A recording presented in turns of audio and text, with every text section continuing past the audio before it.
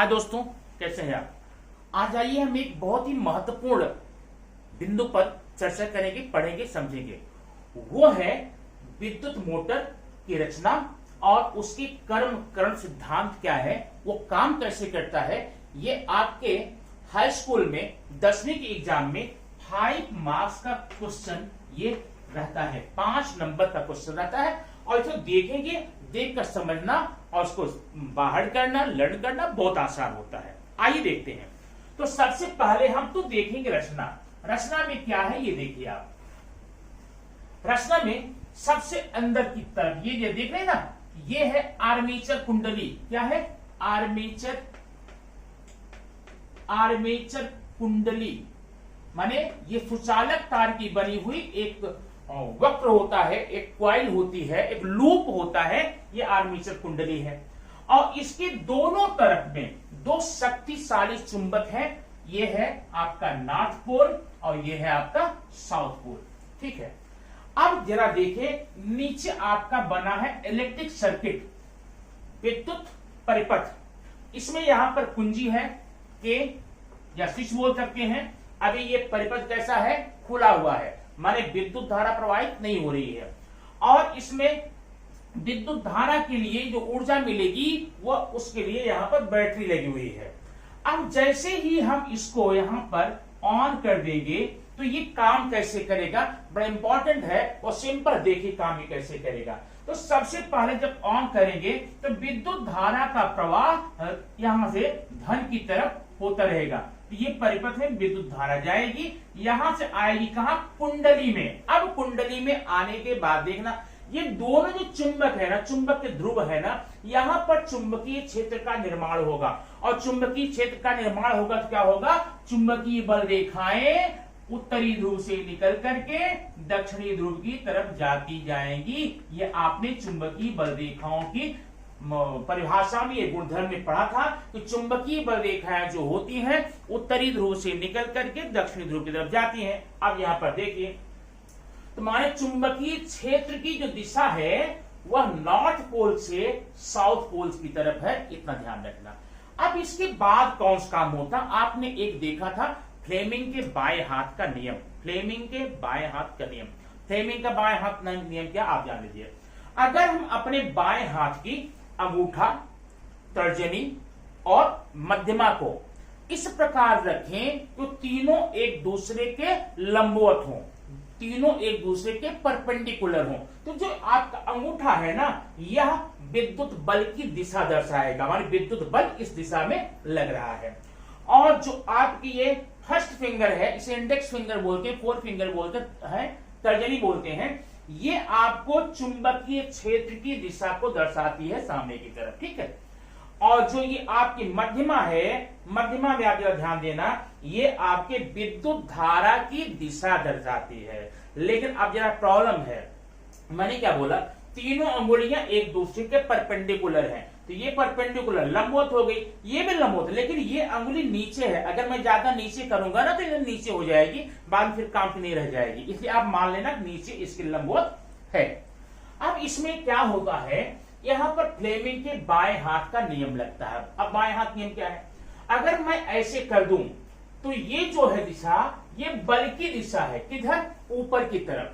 ठीक है, माने इस, अब इसका नाम मैं ABCD करूंगा, तो साइड AB की तरफ बल की दिशा है ऊपर। अब ऊपर मैं कैसे दर्शाऊंगा? दरअसल क्या है ये देखिए, ये बुक है ना, अगर देखिए बल की दिशा ऊपर, माने आप ऐसे लेना, एक्चुअली क्वाइल ऐसे है तो बल की दिशा ऊपर लग रही है, माने ऊपर की तरफ, ऐसे इस तरफ। ठीक है, लेकिन प्रॉब्लम क्या हुई है कि हम यहां पर फ्लेमिंग के बाएं हाथ हम ऐसे नहीं करेंगे, ऐसे करेंगे। अब ऐसे करने में क्या होगा, चुंबकीय क्षेत्र की दिशा वही है, नॉर्थ साउथ, उत्तर से दक्षिण, लेकिन बल जो है वो नीचे लग गया, माने इस कॉइल पर AB साइड पर। अभी AB आप समझिए, अगर मैं बोर्ड को उठाकर ऐसे कर दूं तो आपकी कॉइल ऐसी होगी, ये हो गई AB, ये हो गई CD, तो बल किधर लगेगा? नीचे, इधर। तो जब इधर बल नीचे लगेगा तो इस ये जो साइड CD आपका है वो ऊपर आएगा, क्यों? ठीक है, ये देखिए। लेकिन जब ये 180 डिग्री मूव कर लेगा, अब आप देखिए ये एंटी क्लॉकवाइज, घड़ी के सुई के दिशा के विपरीत, जब अंदर घूम गया तो जो AB साइड है वो आ गया जहां CD था, और जो CD साइड है आ गया जहां AB था। अब क्या होगा? अब जब CD साइड यहां आ गया तो CD तो हो गया पॉजिटिव, धन से हो गया ना, बराबर है, और ये हो गया नेगेटिव।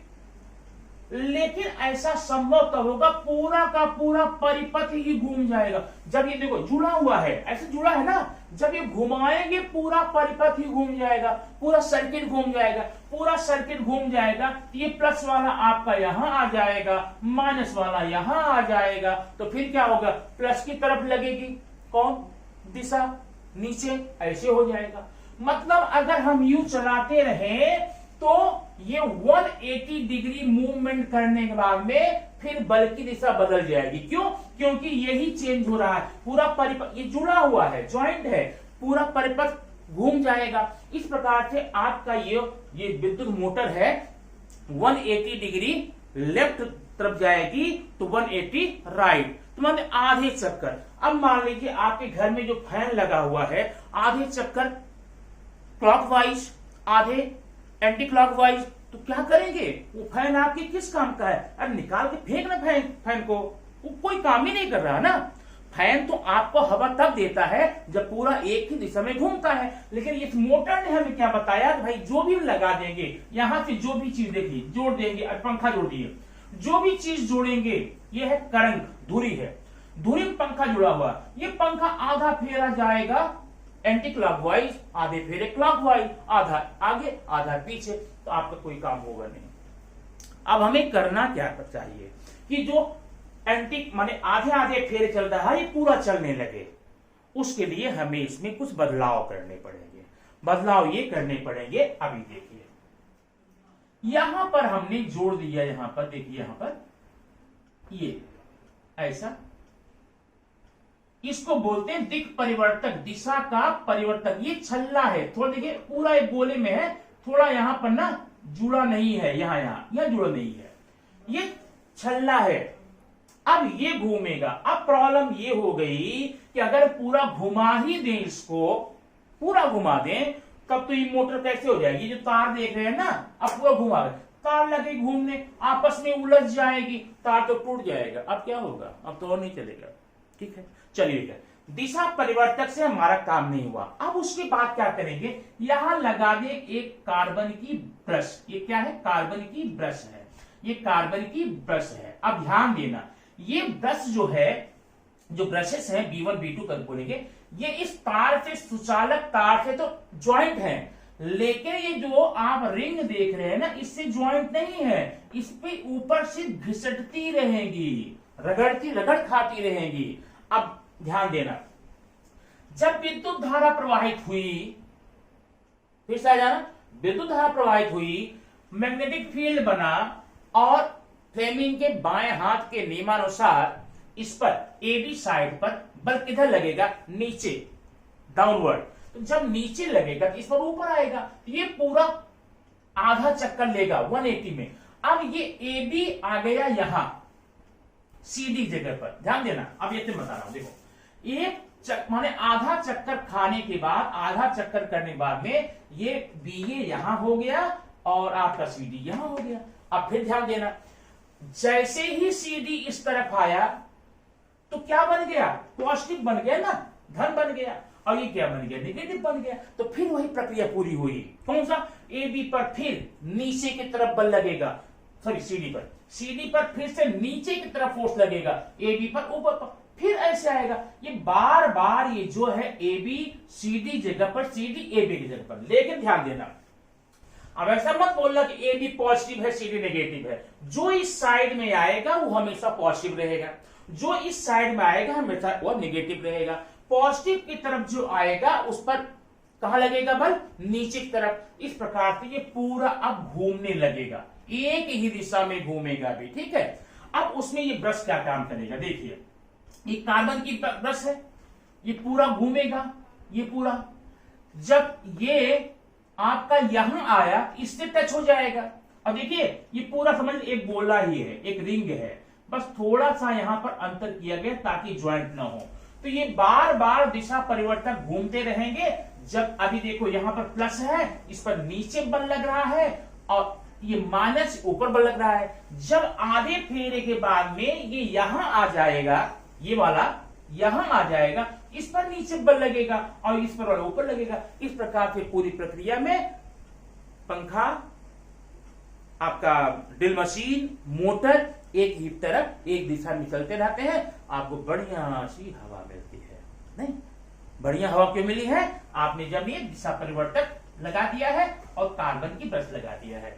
आपका ये विद्युत मोटर का ये कर्मकरण सिद्धांत है, इतना आपको यहां पर लिखना पड़ेगा। और दूसरी बात इसमें सिद्धांत, किस सिद्धांत काम करता है? विद्युत मोटर किस सिद्धांत काम करता है? विद्युत मोटर फ्लेमिंग के बाएं हाथ के नियम पर काम करता है। अब देखिए रचना आप देखिए पूरी हो गई है। तो ये आपका हो गया आर्मेचर कुंडली, दूसरा हो गया शक्तिशाली चुंबक। शक्तिशाली चुंबक आप दिखा देंगे। और ये जो क्या है, दिक् परिवर्तक, दिशा परिवर्तक, इसको हम R1 R2 दिखाते हैं। यहां ब्रशेस दिखा देंगे, कार्बन की ब्रशेस, ये इसको हम B1 B2 से दिखाएंगे। तो ये आपकी इतनी रचना हो गई। नीचे कुंजी और आप बैटरी भी दिखा सकते हैं। इस प्रकार की ये विद्युत मोटर के कर्मकरण का सिद्धांत आपको कैसा लगा आप कमेंट बॉक्स में जरूर बताइए। और आपके एग्जाम के लिए याद रखिए 5 मार्क्स का है, पूरे 5 नंबर का है। आपको इसको जतन करके अच्छे से कंफर्म कर लेना होगा।